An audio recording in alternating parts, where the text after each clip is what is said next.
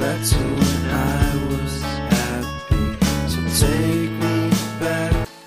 দৰ্শকসকল এতিয়া মই উপস্থিত আছো মুকুচিৰ ভাগ্যলক্ষ্মী পিতল উদ্যোগত আহকচোন এজন কুটিৰ শিল্পীৰ লগত কথা পাতো নমস্কাৰ দাদা প্ৰথমতে আমাৰ অনুষ্ঠান এ ডে ইন এ ভিলেজলৈ আপোনাক স্বাগতম জনাইছো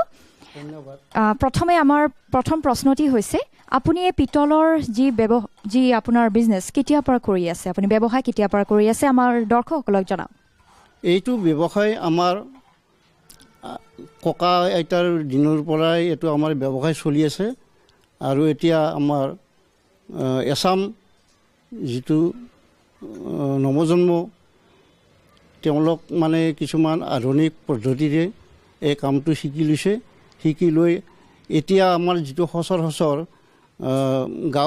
গাঁৱত বা চহৰত চলে বা প্ৰেজেণ্টৰ হওক বা কিবাৰ হওক এইবিলাক আমাৰ এই ল'ৰাবিলাকে ইয়াতে প্ৰডাকশ্যন কৰি আছে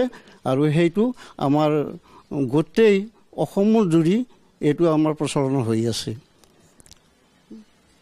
আৰু এতিয়া আমাৰ মোৰ এইটো ভাগ্যলক্ষ্মী পিতল উদ্যোগ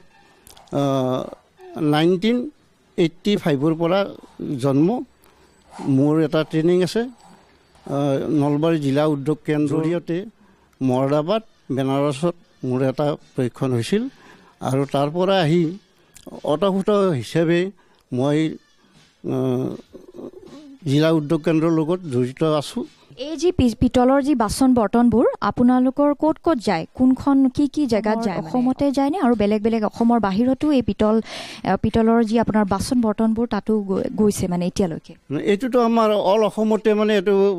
প্ৰচলন হৈ আছে তিনিচুকীয়া যোৰহাট ডিব্ৰুগড় নগাঁও এইবিলাকত